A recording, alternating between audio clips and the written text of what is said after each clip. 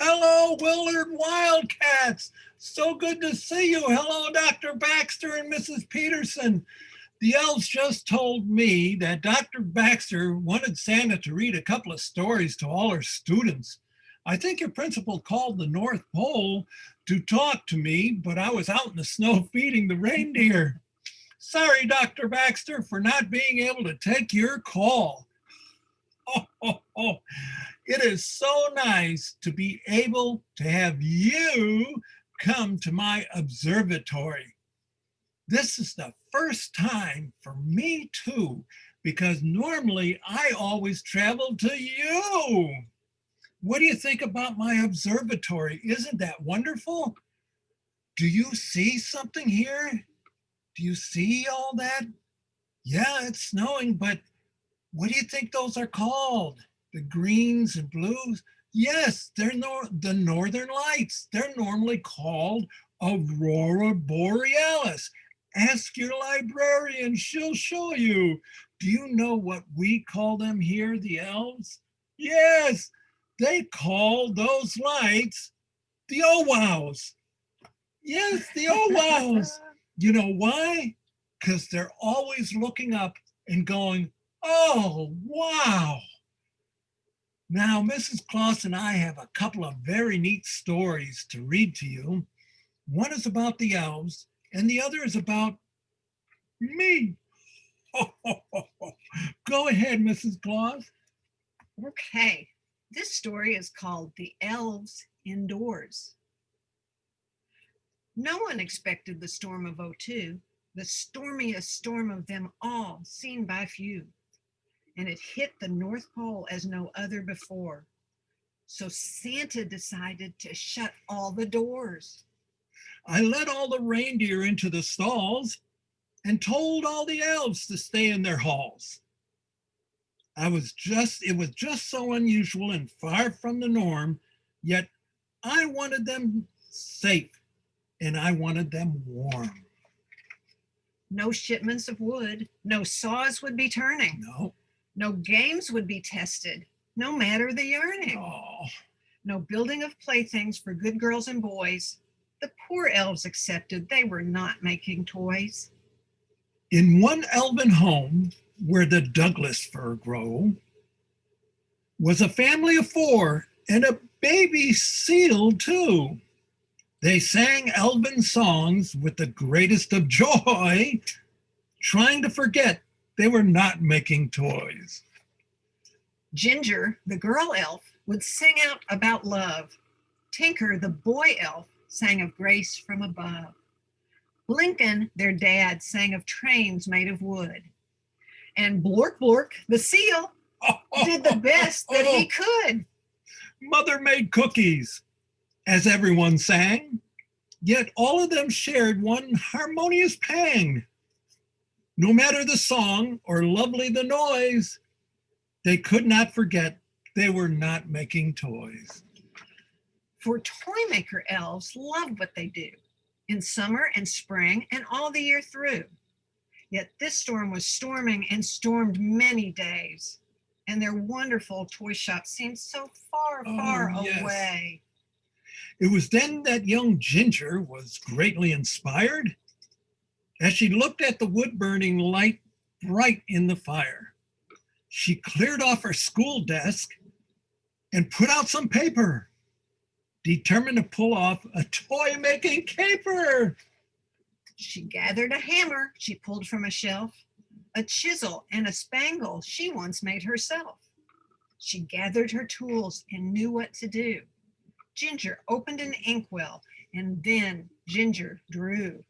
The elf ran both to her father and mother, gave them each sheets of paper and one for her brother. She handed them blueprints and cleared off the table. By Jiminy, they'd make toys as much as they're able. They made little toys from the wood they could spare. Whirligigs, whoozawats, baby doll chairs. They joyously crafted and crafted some more. And then her father asked, "Who are these for?" For you see, my good children, elves are pure givers. They make toys for Santa and Santa delivers. It never occurs they can keep toys they make. They make toys for no other reason than making toys' sake. Yet Ginger was cheered across the snowdrifts, cheered by each elf for such wonderful gifts. She gave them all purpose and boredom's removal. Yeah. And even wee Blork Blork gave a seal of approval. Yes. And don't feel too bad for all the toys on the shelves. They were given as gifts to good little elves.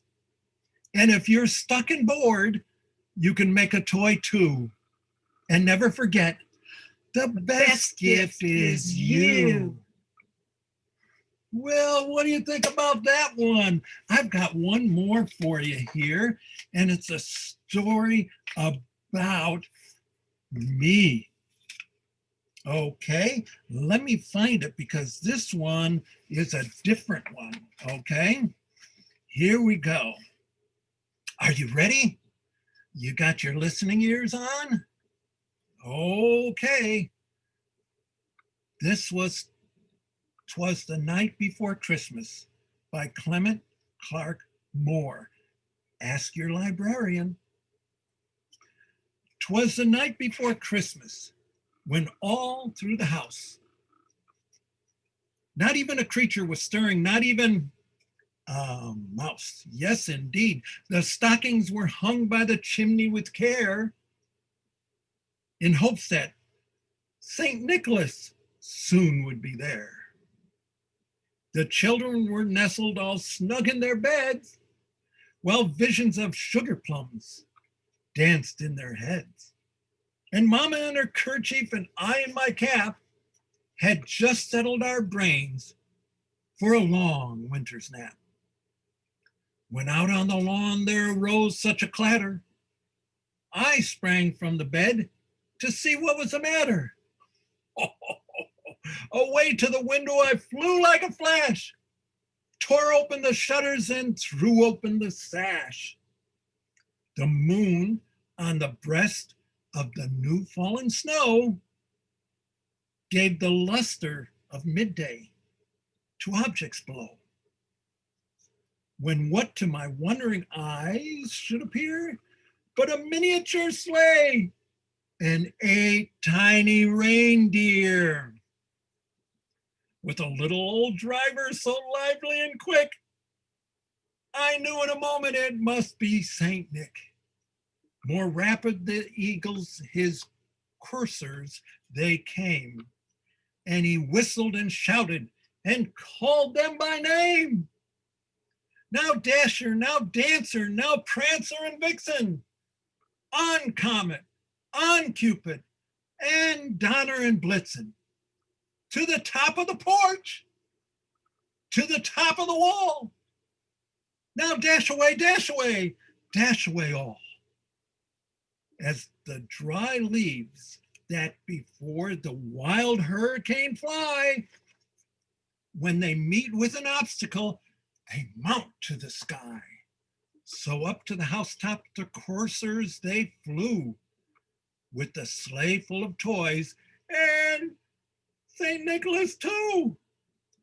And then in a twinkling I heard on the roof the prancing and pawing of each tiny little hoof. As I drew in my head, I was turning around. Down the chimney St. Nicholas came with a bound. He was dressed all in fur from his head to his foot, and his clothes were all tarnished with ashes and soot. Oh. A bundle of toys he had flung on his back, and he looked like a peddler just opening his pack. His eyes, how they twinkled, his dimples so merry. His cheeks were like roses, his nose like a cherry. His droll little mouth was drawn up like a bow, and the beard of his chin was as white as the snow. He had a broad face and a round belly that shook when he laughed like a bowl full of jelly. He was chubby and plump, a right jolly old elf. And I laughed when I saw him in spite of myself. A wink of his eye and a twist of his head soon gave me to know I had nothing to dread. He spoke not a word, but went straight to his work and filled all the stockings and turned with a jerk and laying his finger aside of his nose and giving a nod, up the chimney he rose. He sprang from his sleigh. He sprang to his sleigh and to his team gave a whistle. And away they all flew like the down of a thistle. But I heard him exclaim ere he drove out of sight, "Happy Christmas to all, and to all a good night." Oh, what do you think of that? Do you like those stories? I know one you've heard before, and the first one about the elves inside, that's a new one. Yes, indeed. Well, now be sure and visit the library as much as you can. Did you know you could travel all over the world in that library just by reading books?